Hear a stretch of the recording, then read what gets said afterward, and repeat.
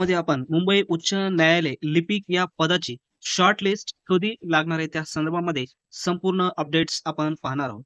कारण बरेच विद्यार्थ्यांचे कमेंट्स येत होते की मुंबई उच्च न्यायालयामध्ये जे काही लिपिक पदासाठी अर्ज केलेला आहे त्या संदर्भामध्ये जी काही शॉर्ट लिस्ट आहे ती शॉर्ट लिस्ट कधी लागणार आहे. कारण बरेच विद्यार्थ्यांची तयारी ही जोरामध्ये आता या लिपिक पदासाठी सुरू आहे. तर पाहूया मित्रांनो आपण ही शॉर्ट लिस्ट नेमकी लागणार आहे तरी कधी. त्या अगोदर पहा मित्रांनो, जी काही जाहिरात आलेली होती, ती जाहिरात होती टोटल 129 पदाची जाहिरात आहे, व्हॅकंट पोस्ट आहे आणि यामध्ये असणार सिलेक्शन लिस्ट 124 आणि वेटिंग लिस्ट 31 अशा पद्धतीनं टोटल तुम्ही पाहू शकता या ठिकाणी 155 पदाची ही संपूर्णपणे काय होती, जाहिरात आलेली होती. आता याची जी काही स्टेप आहे ती महत्त्वाची स्टेप म्हणजे आहे शॉर्टलिस्ट आणि अतिशय महत्त्वाची स्टेप आहे. कारण यामध्ये जे विद्यार्थी शॉर्टलिस्ट झालेले आहेत, अशाच विद्यार्थ्यांना पुढची परीक्षा देता येते. अन्यथा त्या विद्यार्थ्यांना परीक्षाही देता येणार नाही. या जाहिराती जर विचार केला तर आपण 2025 मध्ये ही जाहिरात आलेली होती. शेवटची जी दिनांक आहे आपण पाहतो 5/2/2025 पर्यंत ही अंतिम दिनांक होती फॉर्म भरण्याची 5 फेब्रुवारी 2025. आता जो मुद्दा आहे तो म्हणजे महत्त्वाचा आहे की नेमकी शॉर्टलिस्ट ही कधी लागणार आहे, जेणेकरून आपल्याला लेखी परीक्षेच्या तयारीमध्ये राहता येते आणि टायपिंगमध्ये सुद्धा राहता येते. परंतु एक महत्त्वाची गोष्ट मित्रांनो, शॉर्टलिस्ट कधी लागणार आहे सांगण्या अगोदर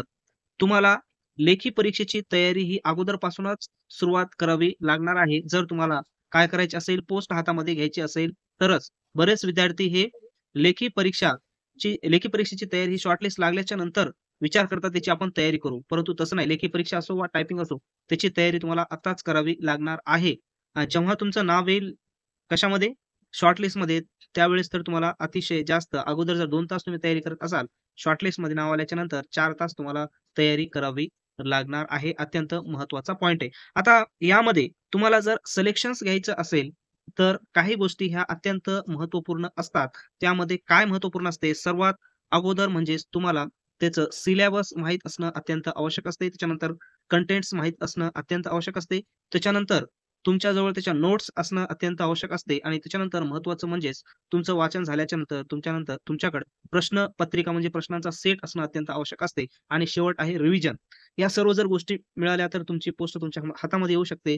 अन्यथा प्रॉब्लेम येऊ शकते. आता नेमकी कोर्ट भरतीची तयारी करायची तर कंटेंट्स मिळवायचं कुठून? तर खास तुमच्यासाठी मित्रांनो आपण कंटेंट्स तयार केलेले आहे. त्यामध्ये लिपिक असो वा शिपाई असो त्यासाठी प्रश्नसंच, टायपिंगचे पॅसेज, ऑथेंटिक कॉम्प्युटरचे क्वेश्चन सर्व गोष्टी आपण तयार केलेल्या त्याची लिंक डिस्क्रिप्शन बॉक्समध्ये दिलेली आहे. त्या ठिकाणी जाऊन तुम्ही डाउनलोड करू शकता. अत्यंत महत्त्वाचा कंटेंट. आता दुसरी महत्त्वाची गोष्ट म्हणजे जी आहे ते आपण पाहणार होतो की नेमकी शॉर्टलिस्ट ही आपली कधी लागणार आहे किंवा कधी लागू शकते? तर मित्रांनो सध्या एप्रिल महिना सुरू आहे.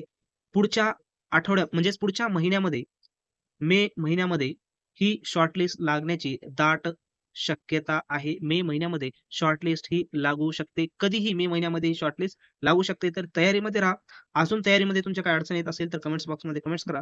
त्यावर आपण उपाययोजना करण्याचा प्रयत्न करूया.